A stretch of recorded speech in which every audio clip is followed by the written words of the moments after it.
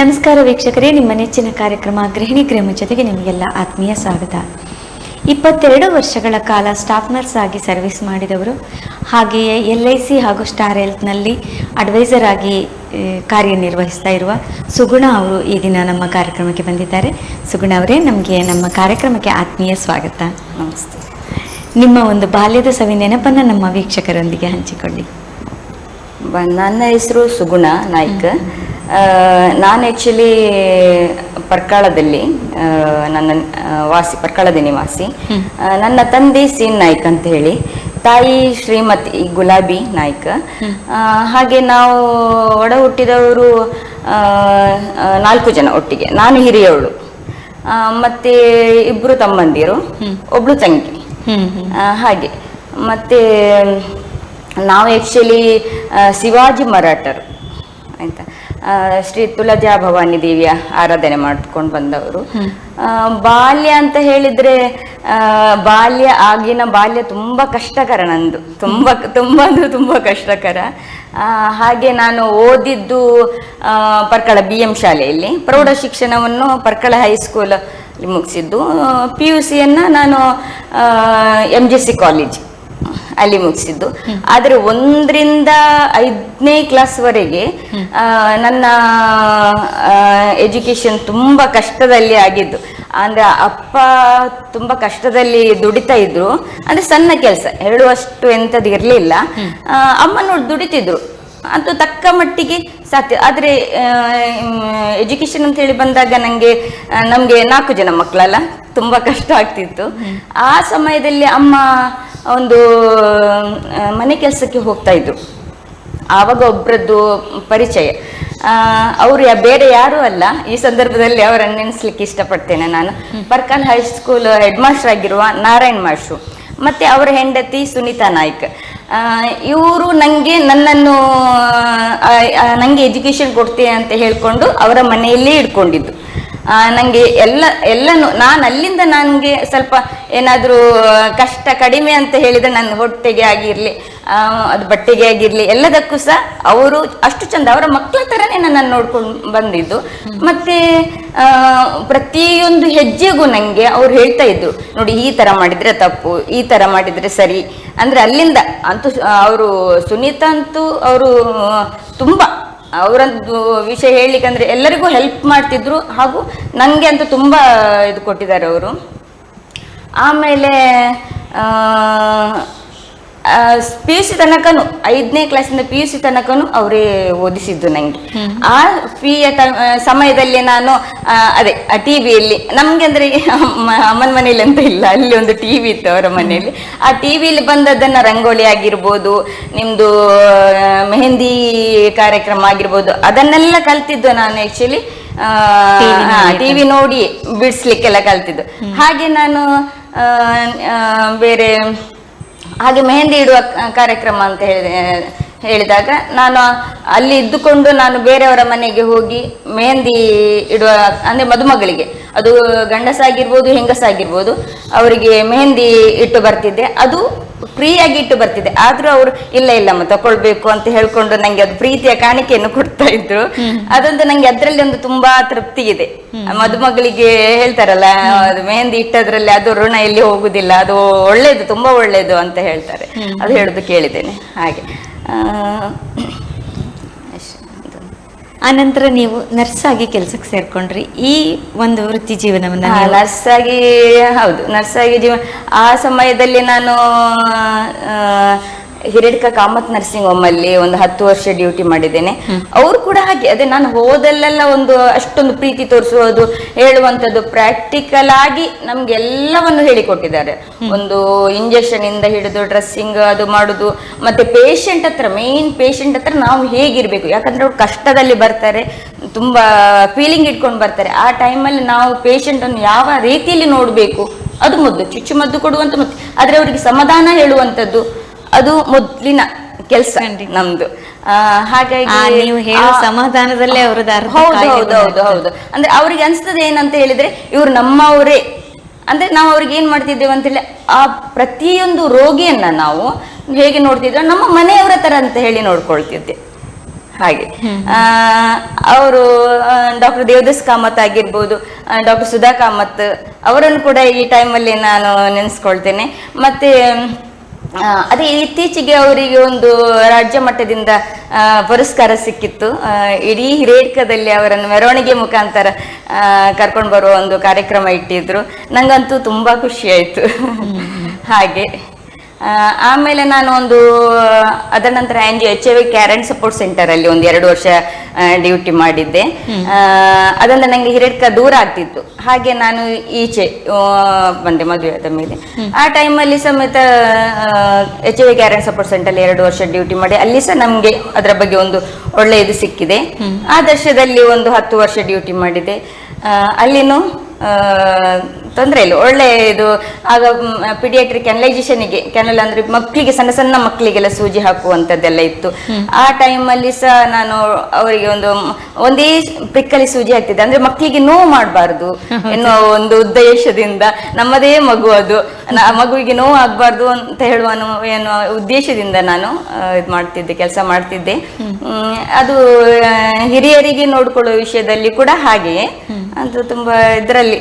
ಅದಂದ್ರೆ ನಮ್ಗೆ ಸ್ಟಾರ್ಟಿಂಗ್ ಅಲ್ಲಿ ಡಾಕ್ಟರ್ ದೇವದಾಸ್ ಕಾಮತ್ ಹೇಳಿದ್ರು, ನಿಮ್ಗೆ ಹೀಗೆ ಮಾಡ್ಬೇಕು, ನೀವು ಈ ತರ ಮಾಡ್ಬೇಕು. ಈಗನೂ ಅಲ್ಲಿ ತುಂಬಾ ಪೇಷಂಟ್ ಬರ್ತಾರೆ. ಈಗ ಅವರು OPD ಮಾತ್ರ ನಡ್ಸ್ಕೊಂಡು ಬರ್ತಾ ಇದ್ದಾರೆ. ಒಂದು ಆಗ್ತಾ ಇಲ್ಲ, ಅವರಿಗೆ ಪ್ರಾಯ ಆಯ್ತು, ಆದ್ರೂ OPD ನಡ್ಸ್ಕೊಂಡು ಬರ್ತಾ ಇದ್ದಾರೆ. ಅಂತೂ ಜನನೂ ಹಾಗೆ ತುಂಬಾ ರಶ್ ಇದ್ದಾರೆ. ಮದುವೆ ನಂತರದ ಜೀವನ, ಮದುವೆದ್ದು ನಂತರ ಜೀವನ ಅಂದ್ರೆ ನಾನು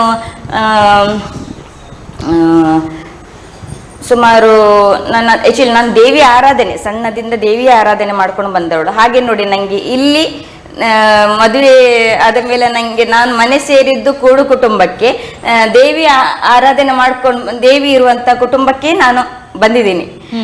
ಹಾಗಾಗಿ ಇಲ್ಲಿ ಒಂದು ನನ್ನ ಗಂಡನ ಹೆಸರು ದಯಾನಂದ್ ನಾಯ್ಕ್ ಅಂತ ಹೇಳಿ. ನನ್ನ ಅತ್ತೆ ಮಾವ ಕರಿಯ ನಾಯ್ಕ್, ಅತ್ತೆ ಲೀಲಾವತಿ ಅಂತ ಹೇಳಿ. ಅವರಿಗೆ 6 ಜನ ಗಂಡು ಮಕ್ಕಳು. ನನ್ನ ಗಂಡ ಆಕ್ಚುಲಿ 3ನೇವರು.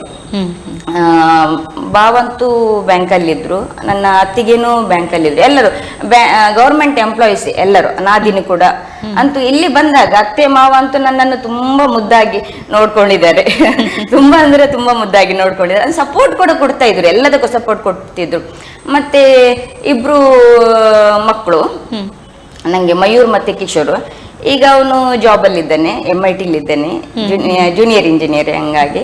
ಮತ್ತೆ ಇನ್ನೊಬ್ಬ ಈಗ ಬ್ಯಾಂಗ್ಳೂರಲ್ಲಿ RV ಕಾಲೇಜಲ್ಲಿ MBA ಮಾಡ್ತಾ ಇದ್ದಾನೆ. ಈಗ ನೆಕ್ಸ್ಟ್ ಈಗ ಆಗಸ್ಟಿಗೆ ಮುಗಿತದೆ ಅವನದ್ದು. ಹಾಗೆ ಅವನಿಗೂ ಕಂಪನಿಯಿಂದ ಬಂದಿದೆ, ಆಫರ್ ಬಂದಿದೆ. ಅಂತೂ ಒಂಥರ ಆ ಟೈಮಲ್ಲಿ ಮಕ್ಕಳಿಗೆ ನನ್ನದು, ನಾನು ಈಗ ಹಾಸ್ಪಿಟಲ್ ಡ್ಯೂಟಿಗೆ ಹೋಗ್ತಿದ್ರು ಕೂಡ, ಬೆಳಿಗ್ಗೆ 7 ಗಂಟೆಗೆ ಹೋದ್ರು ಕೂಡ ಸಂಜೆ 7-8 ಗಂಟೆ 7ವರೆಗೆ ಬರ್ತಾ ಇದ್ದೆ. ಆ ಟೈಮಲ್ಲಿ ನನ್ನ ನಾದಿನಿ ಜಯಶ್ರೀ ಅಂತ ಹೇಳುವವರು ತುಂಬಾ ಮಕ್ಕಳನ್ನ ಅಷ್ಟು ಚಂದ ಮಾಡಿ ನೋಡಿದ್ದಾರೆ. ಆಕ್ಚುಲಿ ನಂಗೆ ಆವಾಗ ಮಕ್ಕಳು ಯಾವ ತರ ದೊಡ್ಡದಾಗಿದ್ದಾರೆ ಅಂತಾನೆ ನಂಗೆ ಗೊತ್ತಿಲ್ಲ. ಹಾಗೆ ಅದು ಒಂದು ವಿಷಯ. ಮತ್ತೊಂದು ನಮ್ಮ ಗದ್ದಿಗೆದ್ದು ಫ್ಯಾಮಿಲಿ ಬಗ್ಗೆ ಹೇಳುದಂತಾದ್ರೆ, ಗದ್ದಿಗೆ ಫ್ಯಾಮಿಲಿ 8 ಫ್ಯಾಮಿಲಿ ನಮ್ಮದು. ಗದ್ದಿಗೆಯಲ್ಲಿ ಪೂಜೆ ಪುರಸ್ಕಾರಗಳೆಲ್ಲ ಶುದ್ಧಾಚಾರದಲ್ಲಿ ನಡೀತದೆ. ಆಕ್ಚುಲಿ 3ನೇ ತಲೆಮಾರಿನಿಂದ ಈಗ ನಾವು ಪೂಜೆ ಮಾಡ್ಕೊಂಡು ಬರ್ತಾ ಇದ್ದೇವೆ. ಗದ್ದಿಗೆ ಮಹಿಷ ಮಾಡ್ತೀನಿ ಅಮ್ಮನವರನ್ನ. ಇದರಲ್ಲಿ ನಮ್ಮದು ಅವಾಗ ದೇವಿ ಅಂತ ಹೇಳಿದ್ರೆ ನಿಮ್ಗೆ ತುಂಬಾ ಪವರ್ಫುಲ್ ಮೂರ್ತಿ, ಸಣ್ಣದಾದ್ರೂ ಕೀರ್ತಿ ದೊಡ್ಡದು ಅಂತ ಹೇಳ್ತಾರಲ್ಲ ಹಾಗೆ. ದೇವಿ ಆರಾಧನೆ ಮಾಡ್ಕೊಂಡು ಬರ್ತಾ ಇರುವಾಗ ಒಂದಿನ ಹೀಗೆ ತುಂಬಾ ಅಂದ್ರೆ ಕಷ್ಟದಲ್ಲಿ, ಅಂದ್ರೆ ಹೇಗೆ ಅಂತ ಹೇಳಿದ್ರೆ, ಈಗ ಗ್ರಾಮದವರು ಕೂಡ ದೇವಿಯನ್ನು ಪೂಜೆ ಮಾಡ್ಕೊಂಡು ಬರ್ತಾರೆ. ಕಷ್ಟ ಅಂತ ಹೇಳಿದ ತಕ್ಷಣ ಅದು ಸಂಚಾರಿ ದೇವಿ ನಮ್ಮದು. ಕಷ್ಟ ಅಂತ ಹೇಳಿದ ತಕ್ಷಣ ನಿಮ್ಗೆ ಅಲ್ಲಿ ವರವನ್ನು ಕೊಡ್ತಾಳೆ. ಅಂದ್ರೆ ಏನೇ ಒಂದು ಗೋಂದುಲು ಸೇವೆ ಅಂತ ಹೇಳಿದ್ರೆ ಅಮ್ಮನಿಗೆ ತುಂಬಾ, ನಮ್ಮ ಇದರಲ್ಲಿ ಗೋಂದುಲು ಸೇವೆ ಅಂತ ಹೇಳಿ ಕೊಡ್ತಾರೆ. ಅಮ್ಮನಿಗೆ ತುಂಬಾ ಪ್ರೀತಿ. ಅವಾಗ ನಿಮ್ಗೆ ಗೋಂದುಲು ಸೇವೆ ಕೊಡ್ತೆ ಅಂತ ಹೇಳಿದ ತಕ್ಷಣ ಅಮ್ಮ ಏನೇ ಕಷ್ಟ ಇದ್ರೂ ಕೂಡ ಪರಿಹಾರ ಮಾಡ್ಕೊಳ್ತಾರೆ. ಹಾಗೆ ಗೋಂದುಲು ಸೇವೆಯನ್ನು ತಗೊಳ್ತಾಳೆ. ಆಯ್ತಾ. 2016ರಲ್ಲಿ ಏನಾಗಿತ್ತಂತ ಹೇಳಿದ್ರೆ, ನಾವು ತುಂಬಾ ಸಣ್ಣದಿತ್ತು ಆವಾಗ, ಹಂಚಿನ ಇದಿತ್ತು. ಆ ಟೈಮಲ್ಲಿ 16ರಲ್ಲಿ ಒಂದು ಜೀರ್ಣೋದ್ಧಾರ ಮಾಡುವ ಅಂತ ಹೇಳಿಕೊಂಡು ಒಂದು ಕೆಸರು ಕಲ್ಲಿಗೆ ಹಾಕಿದಾಗ ಅಲ್ಲಿ ಏನಾಗ್ತದೆ ಅಂತ ಹೇಳಿದ್ರೆ ನಿಮಗೆ ಒಂದು 3 ಫೀಟ್ ಹೋದಾಗನೇ ಅಲ್ಲಿ ತುಂಬ ನೀರು ಉದ್ಭವ ಆಗ್ತದೆ. ನೀರು ಇದು ಮಾಡ್ಲಿಕ್ಕೆ ಬಿಡುದಿಲ್ಲ.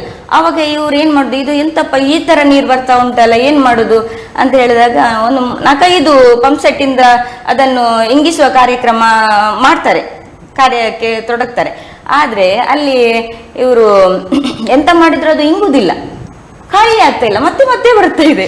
ಇದು ಏನು ಅಂತ ಹೇಳ್ಕೊಂಡು ಅವಾಗ ನಿಮ್ಮ ಮಾಧ್ಯಮದವರೆಲ್ಲ ತುಂಬಾ ಜನ ಬಂದು ಅದು ಕೇಳಿದುಂಟು. ಮತ್ತೆ ನೋಡ್ಲಿಕ್ಕೆ ಹೋದ್ರೆ ಅದು ತಾಯಿಯ ಪವರ್, ಶಕ್ತಿ ಏನಿದೆ ಅನ್ನೋದನ್ನು ತೋರಿಸಿಕೊಟ್ಟಿದೆ. ಹಾಗೆ ಮತ್ತೆ ನಾವು ಪ್ರಾರ್ಥನೆ, ನಮ್ಮ ಹಿರಿಯರೆಲ್ಲ ಪ್ರಾರ್ಥನೆ ಮಾಡಿದಾಗ ದೇವರಿಗೆ ಅದು ಕಡಿಮೆ ಆಯ್ತು. ಹಾಗೆ ಅಂತ ಏನೇ ಇದ್ರೂ ಕೂಡ ನಾವು ಮತ್ತೆ ಹೊರಗಿದ್ದು ಕೂಡ ವಿಷಯಕ್ಕೆ ನೋಡ್ಲಿಕ್ಕೆ ಹೋದ್ರೆ, ನಾನು ಪ್ರಾರ್ಥನೆ ಮಾಡಿದಾಗ ನಮ್ಗೆ ವರವನ್ನ ಕೊಡ್ತಾಳೆ. ಕಷ್ಟ ಅಂತ ಬಂದವರಿಗೆ ತಾಯಿ ಯಾವತ್ತೂ ಕೈ ಹಿಡಿತಾಳೆ ಅಂತ ಹೇಳ್ಬೋದು. ಹಾಗೇನೆ ನೀವು ಸ್ಟಾರ್ ಹೆಲ್ತ್ ಮತ್ತೆ LIC ಕೂಡ ಅಡ್ವೈಸರ್ ಆಗಿ ಕೆಲಸ ಮಾಡ್ತಾ ಇದ್ದೀರಿ. ಹೌದೌದು, ಅಂದ್ರೆ LIC ಮಾಡ್ತಾ ಇದ್ದೇನೆ. ಅಂದ್ರೆ ನಾನು ಕೇಳಲಿಕ್ಕೆ ಹೋಗುದಿಲ್ಲ, ನನ್ಗೆ ಜನರು ಕೊಡ್ತಾರೆ. LIC, star health phone call ಮಾಡ್ಕೊಂಡು ಅವರಾಗಿಯೇ ಕೊಡ್ತಾರೆ. ಆದ್ರೂ ಸ್ಟಾರ್ ಹೆಲ್ತ್ ಬಗ್ಗೆ ಹೇಳುದಂತ ಹೇಳಿದ್ರೆ ನಿಮ್ಗೆ ಕಷ್ಟದ ಸಮಯಕ್ಕೆ ನಿಮ್ಗೆ ಹೆಲ್ತಿಗೆ ಬೇಕಾಗ್ತದೆ. ಈಗ ಎಲ್ಲ ನಿಮ್ಗೆ ಹಾಸ್ಪಿಟಲ್ಗಳಲ್ಲಿ ತುಂಬಾ ಎಕ್ಸ್ಪೆನ್ಸ್ ಜಾಸ್ತಿ ಇದೆ. ಹಾಗಾಗಿ ಕೆಲವರೆಲ್ಲ ದುಡ್ಡು ಇಲ್ಲದಿದ್ದ ಸಮಯದಲ್ಲಿ ಅವರದ್ದು ದುಡ್ಡೆಲ್ಲ ಉಳಿತಾಯ ಮಾಡಿದ್ದೆಲ್ಲ ಖರ್ಚಾಗಿ ಮನೆಗಳನ್ನ ಅಡವು ಇಡುವ ಸಮಯಕ್ಕೆ ಬರ್ತಾರೆ ಅವರು. ಅಷ್ಟು ಕಷ್ಟ ಇದೆ. ನನಗೆ ಎಷ್ಟೋ ಜನರಿಂದ ಕೇಳಿದ್ದೇನೆ ನಾನು. ಹಾಗಾಗಿ ಈ ಸಮಯಕ್ಕೆ ನಾನೊಂದು ಸ್ಟಾರ್ ಹೆಲ್ತ್ ಅಡ್ವೈಸರ್ ಆಗಿ ಕೆಲಸ ಮಾಡೋದು, LIC ಯಲ್ಲಿ ಕೆಲಸ ಮಾಡೋದು ನನಗೆ ಒಂಥರ ಹೆಮ್ಮೆ ಇದೆ. ಮತ್ತೆ ಏನಂತ ಹೇಳಿದ್ರೆ, ನನ್ನದಿಷ್ಟೆಲ್ಲ ಕೆಲಸ ಮಾಡಿಕೊಂಡು ಕೂಡ ನಾನು ಒಳಗಿದ್ದು ಮನೆದ್ದು ಕೆಲಸ ಕೂಡ ನಾನು, ಅದಕ್ಕೆ ಎಲ್ಲರೂ ಮಕ್ಕಳು ಕೂಡ ಆಗಿರ್ಬೋದು, ಅತ್ತೆ ಮಾವನು, ನನ್ನ ಗಂಡನು ಎಲ್ಲದಕ್ಕೂ ಸಪೋರ್ಟ್ ಮಾಡ್ತಾರೆ. ಹೌದೌದು, ಸಪೋರ್ಟ್ ಇದೆ. ಹಾಗೆ ಹೂವಿನ ಗಿಡಗಳನ್ನ ಬೆಳೆಸೋದಂದ್ರೆ ನಿಮ್ಗೆ ತುಂಬಾ ಪ್ರೀತಿ. ಹೌದು, ಹೂವಿನ ಗಿಡ ಬೆಳೆಸ್ತೇನೆ. ಮತ್ತೆ ನಂಗೆ ಇದು ತೋಟಗಾರಿಕೆ, ನಿಮ್ದು ಅಡಿಕೆ ಗಿಡಗಳನ್ನು ನೆಡುದಿರ್ಬೋದು, ತೆಂಗಿನ ಗಿಡ, ಮತ್ತೆ ಈ ಎಂತ ನಿಮ್ಮ ಇದು ಮೆಣಸು, ಕಾಳುಮೆಣಸು ಅನ್ನು ಅದು ಕೂಡ ನಾನು ಈಗ ಮರಗಳು, ಅಡಿಕೆ ಮರ ತುಂಬಾ ದೊಡ್ಡದಾಗಿದೆ, ಕಾಳುಮೆಣಸನ್ನು ನೆಟ್ಟಿದ್ದೀನಿ. ಅದರಲ್ಲಿಯೂ ಸಹ ಅದಂದ್ರೆ ಫ್ರೀ ಇದ್ದ ಟೈಮಲ್ಲಿ ನಾನು ಅದರ ಹತ್ರ ಹೋಗಿ, ಗಿಡಗಳ ಹತ್ರ ಹೋಗಿ ಎಲ್ಲ ನೋಡ್ಕೊಂಡು ಬರೋದು.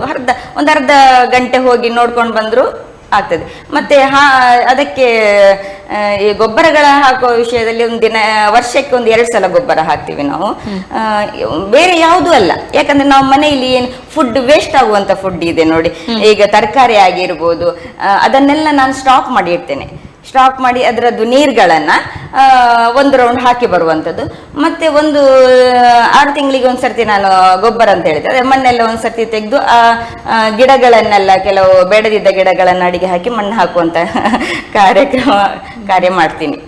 ನೀವೀಗ ಆಸ್ಪತ್ರೆಯಲ್ಲಿ ಉದ್ಯೋಗ ಮಾಡಿ ಈಗ ನಿವೃತ್ತಿ ಪಡ್ಕೊಂಡ್ರು ಕೂಡ, ಅಂದ್ರೆ ಕೊರೋನಾ ಬಂದ ಕಾಲದಲ್ಲಿ ಬಿಟ್ಟವರು, ಮತ್ತೆ ನೀವು ಆಸ್ಪತ್ರೆಗೆ ಸೇರ್ಲಿಲ್ಲ, ಆದ್ರೂ ನಿಮ್ಮನ್ನ ಕೇಳಿಕೊಂಡು ಬಂದವರಿಗೆ ಈಗಲೂ ಕೂಡ ನೀವು ಸರ್ವಿಸ್ ಮಾಡ್ತಾ ಇದ್ದೀರಿ. ಹೌದು, ಅದು ಏನಂತಾರೆ, ನಂಗೆ ನಾನು ಇಶಲಿ ಡ್ಯೂಟಿ ಬಿಡುವವಳೇ ಅಲ್ಲ, ಆದರ್ಶ ಹಾಸ್ಪಿಟಲ್ ಬಿಡುವವಳೇ ಅಲ್ಲ. ಯಾಕಂದ್ರೆ ಅಲ್ಲಿ ನಂಗೆ ಎಲ್ಲರೂ, ಡಾಕ್ಟರ್ ಚಂದ್ರಶೇಖರ್ ಆಗಿರ್ಬೋದು, ಎಲ್ಲ ಡಾಕ್ಟರ್ಸ್ನವರು ಆಗಿರ್ಬೋದು, ಸ್ಟಾಫ್ನವರು ಆಗಿರ್ಬೋದು, ತುಂಬಾ ಪ್ರೋತ್ಸಾಹ ಕೊಟ್ಟಿದ್ದಾರೆ. ಹಾಗಾಗಿ ನಂಗೆ ತುಂಬಾ ಫೀಲ್ ಇದೆ ನಾನು ಹಾಸ್ಪಿಟಲ್ ಬಿಟ್ಟದ್ದು. ಆದ್ರೆ ಈ ಕೋವಿಡ್ ಟೈಮ್ ಅಲ್ಲಿ ನಂಗೆ ಹಾಸ್ಪಿಟಲ್ ಬಿಡುವ ಸಮಯ ಬಂತು. ಯಾಕಂತ ಹೇಳಿದ್ರೆ ಮನೆಯಲ್ಲಿ ನನ್ನ ಮಕ್ಕಳಿಗೆ ಅಡಿಗೆ ಮಾಡಿ ಹಾಕ್ಲಿಕ್ಕೆ ತುಂಬಾ ಕಷ್ಟ ಆಗ್ತಿತ್ತು. ಅವ್ರು 10 ದಿನನೂ ನಾನು ಹಾಸ್ಪಿಟಲ್ ಅಲ್ಲಿ ಇರುವಾಗ 10 ದಿನನೂ ಅವರಿಗೆ ತುಂಬಾ ಕಷ್ಟ ಆಗಿದೆ. ಒಂದು ಗಂಜಿ, ಉಪ್ಪಿನಕಾಯಿ ಈ ತರ ಮಾಡ್ಕೊಂಡು ಅವರು ಹೊರಗಿಂದ ತರಿಸ್ತಿರ್ಲಿಲ್ಲ. ನನ್ನ ಗಂಡ ಬಿಸ್ನೆಸ್ ಅಂಗಡಿ ಇದೆ. ಅವಾಗ ಏನಂತ ಹೇಳಿದ್ರೆ, ಬೆಳಿಗ್ಗೆ ಬೇಗ ಎದ್ದು ಅವರೊಂದು ಗಂಜಿ ಪ್ರಿಪೇರ್ ಮಾಡ್ತಾ ಇದ್ರು. ಅದೇ ನಂಗೆ ಒಂದು ತುಂಬಾ ಫೀಲ್ ಇದೆ. ಆದ್ರೆ ಈಗ ಏನಂತ ಹೇಳಿದ್ರೆ ನಾನೊಂದು ಮೂರುವರೆ ವರ್ಷ ಆಯ್ತು ಹಾಸ್ಪಿಟಲ್ ಬಿಟ್ಟು. ಹೊರಗೆ ನಂಗೆ ಏಜ್ಡ್ ಪೇಷಂಟ್ ಅಂದ್ರೆ ಪ್ರಾಯದವರನ್ನು ಕಂಡ್ರೆ ನಂಗೆ ತುಂಬಾ ಫೀಲ್. ಆಕ್ಚುಲಿ ನಾನು ನರ್ಸಿಂಗಿಗೆ ಬಂದದ್ದು ಹೇಗೆ ಅಂತ ಹೇಳಿದ್ರೆ ಪ್ರಾಯದವರನ್ನು ಒಳ್ಳೇದ್ ಮಾಡಿ ನೋಡ್ಬೇಕು ಎನ್ನುವಂತ ಒಂದು ಉದ್ದೇಶದಿಂದ ನಾನು ನರ್ಸಿಂಗಿಗೆ ಬಂದದ್ದು. ಹಾಗಾಗಿ ಅವರದ್ದು ಈಗ ಏನಂತ ಹೇಳಿದ್ರೆ ಪೇಷಂಟ್ ಅನ್ನು ನಾನು ಮನೆಗೆ ಹೋಗಿ ನೋಡುವಂಥದ್ದು. ಈಗ ನಂಗೆ ಕಾಲ್ ಬರ್ತದೆ, ಇಂಥ ಒಂದು ಇಂಜೆಕ್ಷನ್ ಕೊಡ್ಲಿಕ್ಕೆ ಇದೆ, ಯಾಕಂದ್ರೆ ಕೆಲವು ಪ್ರೆಗ್ನೆನ್ಸಿ ನಿಲ್ಲಿಕ್ಕೋಸ್ಕರ ಮನೆಯಲ್ಲಿ ಇಂಜೆಕ್ಷನ್ ಕೊಡ್ಬೋದು ಅಂತ ಹೇಳಿ ಡಾಕ್ಟರ್ ಅಡ್ವೈಸ್ ಮಾಡಿದ್ರೆ ಅದಕ್ಕೆ ನಾನು ಇಂಜೆಕ್ಷನ್ಗೆ ಹೋಗ್ತೇನೆ. ಸುಮಾರು ಇಂಜೆಕ್ಷನ್ ಕೊಟ್ಟಿದ್ದೇನೆ, ಹಾಗೆ ಪ್ರೆಗ್ನೆಂಟ್ ನಿಂತಿದೆ. ಅದು ಎಲ್ಲಿಂದ ಹೇಗೆ ಅಂತ ಹೇಳಿದ್ರೆ ನಾನು ದೇವಿ ಹತ್ರ ಫಸ್ಟಿಗೆ ಪ್ರಾರ್ಥನೆ ಮಾಡ್ಕೊಂಡೇ ಹೋಗ್ತೇನೆ. ಯಾಕಂದ್ರೆ ಅವರಿಗೆ ಮೇನ್ ಬೇಕಾದದ್ದು ಏನು, ಆ ಪ್ರೆಗ್ನೆನ್ಸಿ ನಿಲ್ಲುವಂಥದ್ದು. ಅಂದ್ರೆ ಪ್ರಾಯದವರು ತುಂಬಾ 40 ವರ್ಷದ ಮೇಲೆ ಹೀಗೆಲ್ಲ ಮಕ್ಕಳಾಗುದಿಲ್ಲ. ಆವಾಗ ಒಂದು ಸುಮಾರು ಇಂಜೆಕ್ಷನ್ ಇದೆಲ್ಲ ತಕೊಂಡು ಅವರು ಆಗದೇ ಇದ್ದಾಗ ನನ್ನನ್ನು ಕೆಲವರು ಯಾರೋ ಮುಖಾಂತರ ಅವರು ನನ್ನನ್ನು ಕರೀತಾರೆ. ಆವಾಗ ನಾನು ಹೋಗಿ ಒಂದು ಪ್ರಾರ್ಥನೆ ಮಾಡ್ಕೊಂಡೆ ಅವರಿಗೆ ಇಂಜೆಕ್ಷನ್ ಕೊಡ್ತೀನಿ. ಅದು ತಾಯಿ ಯಾವತ್ತೂ ಇಲ್ಲ ಅಂತ ಹೇಳಿಲ್ಲ. ಸುಮಾರು ಒಂದು 15 ಕೇಸಿಗೆ ನಾನು ಇಂಜೆಕ್ಷನ್ ಕೊಟ್ಟದ್ದು ಪಾಸ್ ಇದಾಗಿದೆ. ಹಾಗೆ ಅವರಿಗೆ ಒಂದು ದೇವಿಯ ಸನ್ನಿಧಾನಕ್ಕೆ ಬಂದು ಒಂದು ಪೂಜೆಯನ್ನು ಕೊಟ್ಟು ಅಷ್ಟೇ. ನಾನು ಕಿಂಚಿತ್ತು ಸಣ್ಣ ಪೂಜೆ, ಅಮ್ಮನಿಗೆ ಬೇಕಾದದ್ದು ಹೂವಿನ ಪೂಜೆ, ಈ ತರ ಕಿಂಚಿತ್ತು ಪೂಜೆಯನ್ನು ಕೊಟ್ಟು ಇದು ಮಾಡ್ತೇನೆ. ಹಾಗೆಯೇ ಮತ್ತೆ ಈಗ ಹೊರಗೆಲ್ಲ ಒಂದು ಕ್ಯಾಥಟರೈಸೇಷನ್ ಇರಬಹುದು, ಡ್ರೆಸ್ಸಿಂಗ್ ಇರ್ಬೋದು, ಈ ತರ ಪ್ರಾಯದವರಿಗೆ ಹೋಗಿ ಹಾಕಿ ಬರ್ತೇನೆ. ಇದು ನನ್ನದು ಏನೂ ಇಲ್ಲದ ಪೇಷಂಟ್ಗೆ ನಾನು ಅವರ ಹತ್ರ ದುಡ್ಡು ತಗೊಳ್ಳುವ ಇದೇ ಇಲ್ಲ. ನನ್ನ ದುಡ್ಡು ತಗೊಳ್ಳೋದಿಲ್ಲ, ಸೇವ್ ಮಾಡ್ತಾ ಇದ್ದೇನೆ. ಮತ್ತೆ ಕೆಲವರು ಕೊಡ್ತಾರೆ, ಅಂದು ಇದ್ದವ್ರ ಹತ್ರ ನಾನು ತಗೊಳ್ತೇನೆ. ಅಂತೂ ಇಂತಿಷ್ಟು ಅಂತಲ್ಲ, ನೀವು ನಿಮ್ಮ ಇಚ್ಛಾ ಮೇರೆಗೆ ನೀವು ಕೊಡಿ, ತೊಂದರೆ ಇಲ್ಲ ಅಂತ. ಅಂದ್ರೆ ನಾನು 2 ವೀಲರ್ ಅಲ್ಲಿ ಹೋಗ್ತೇನೆ, ಅದು ಎಲ್ಲವನ್ನು ಲೆಕ್ಕ ಹಾಕ್ಲಿಕ್ಕೆ ಆಗುದಿಲ್ಲ. ಸಮಾಜ ಸೇವೆಯಲ್ಲೂ ಕೂಡ ನೀವು ನಿಮ್ಮನ್ನು ತೊಡಗಿಸಿಕೊಂಡಿದ್ದೀರಿ ಅಂತ ಹೇಳಿದ್ರಿ, ಈ ಎಲ್ಲ ಕಾರ್ಯಕ್ರಮಗಳೊಂದಿಗೆ. ಸಮಾಜ ಸೇವೆಯಲ್ಲಿ ಅಂದ್ರೆ ನಾನೀಗ ಭಜನಾ ಕಾರ್ಯಕ್ರಮ ನಂಗೆ ತುಂಬಾ ಇಷ್ಟ ಅಂತ ಹೇಳಿದ್ರೆ ಭಜನೆ ಕಾರ್ಯಕ್ರಮ. ದೇವರು ಒಳ್ಳೆಯದು ಅದು ಇಲ್ಲ ಅದಕ್ಕೆ ಅಲ್ವಾ. ಭಜನೆಗೆ ದೇವರು ಒಳ್ದೇ ಒಳ್ತಾನೆ. ಏನು ಕಷ್ಟ ಅಂತ ಹೇಳಿದ್ರು ಅದಕ್ಕೆ ಒಳಿತಾನಂತೆ ಹರಿ. ಹಾಗಾಗಿ ಹರಿನಾಮಾಮೃತದಲ್ಲಿ ಇರುವಂತ ಶಕ್ತಿ ಬೇರೆ ಯಾವುದ್ರಲ್ಲೂ ಇರೋದಿಲ್ಲ. ಹಾಗಿರುವಾಗ ಭಜನೆ ಹೆಚ್ಚು ನನ್ನ ತಂದೆ ಸ್ಟಾರ್ಟಿಂಗ್ ಇಂದ ಕಲಿಸಿಕೊಟ್ಟದ್ದು ನಮ್ಗೆ. ಸಣ್ಣದಿಂದನೂ ಭಜನೆ ಹೇಳಿ ಕೊಡ್ತಿದ್ರು. ಹಾಗೆ ಮತ್ತೆ ಇದು ನಮ್ದು ಹಾಸ್ಪಿಟಲಿಗೆಲ್ಲ ಸೇರಿದಾಗ ನಂಗೆ ಕಷ್ಟ ಆಗ್ತಿತ್ತು. ಆದ್ರೆ ಸಂಜೆ ಹೊತ್ತಿಗೆ ಒಂದು ಭಜನೆ ಆದ್ರೂ ಒಂದು ಹೇಳುವಂತ ಕಾರ್ಯಕ್ರಮ ಮನೆಯಲ್ಲಿ ಮಾಡ್ತಿದ್ದೆ, ನಾನು ಕೆಲಸ ಮಾಡ್ತಿದ್ದೆ. ಇದು ನಮ್ದು ಒಂದು ನಾನು ಬಿಟ್ಟ ಸಮಯದಲ್ಲಿ ಅಯೋಧ್ಯೆಯಲ್ಲಿ ರಾಮ ಮಂದಿರ ಆದ ಟೈಮಲ್ಲಿ ರಾಮ ಮಂತ್ರ ಅಕ್ಷತೆಯನ್ನು ಮನೆಗೆ ಕೊಡುವಂತ ಕಾರ್ಯಕ್ರಮದಲ್ಲಿ ನಾನು ಭಾಗವಹಿಸಿದ್ದೆ.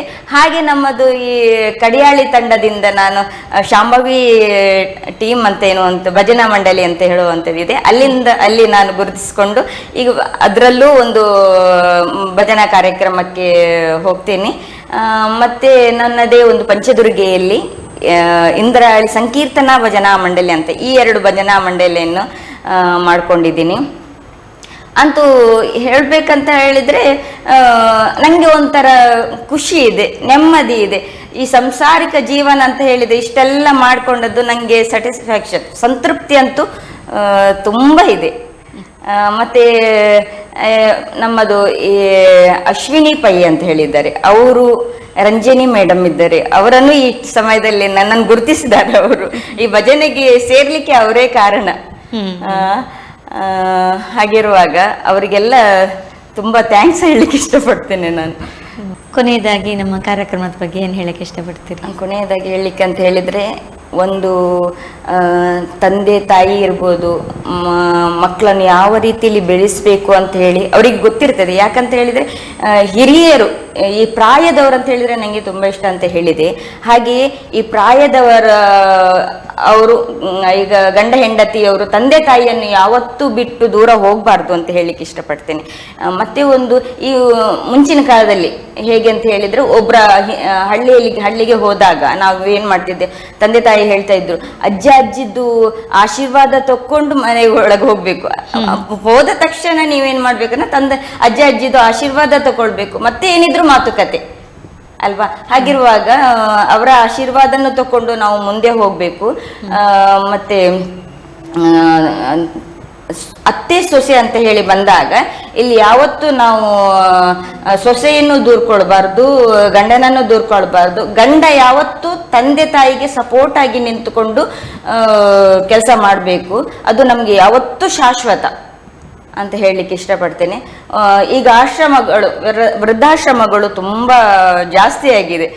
ಯಾಕಂತ ಹೇಳಿದ್ರೆ ಕೆಲಸದ ಮೇಲೆ ಇವರು ಇಲ್ಲಿ ಏನು ಹೇಳ್ತಾರೆ ಅಂತ ಹೇಳಿದ್ರೆ, ಮಕ್ಕಳು ಏನು ಮಾಡ್ತಾರೆ, ತಂದೆ ತಾಯಿನ ಬಿಟ್ಟು ದೂರ ಹೋಗ್ತಾರೆ. ಇಲ್ಲಿ ಹೋಮ್ ನರ್ಸ್ ಅವರು ಇವರನ್ನು ಇಟ್ಕೊಂಡು ಕೆಲಸ ಮಾಡ್ತಾರೆ. ಆದರೆ ಹೋಮ್ ನರ್ಸ್ ಏನು ಮಾಡ್ತಾರೆ ಎನ್ನುವಂಥದ್ದು ಅವರಿಗೆ ಗೊತ್ತಿರುವುದಿಲ್ಲ. ಆವಾಗ ಅವರು ಎಷ್ಟು ವೇದನೆ ಪಡ್ತಾರೆ ಪ್ರಾಯದವರು. ಅದು ತುಂಬ ಕಷ್ಟ ಮಾತ್ರ.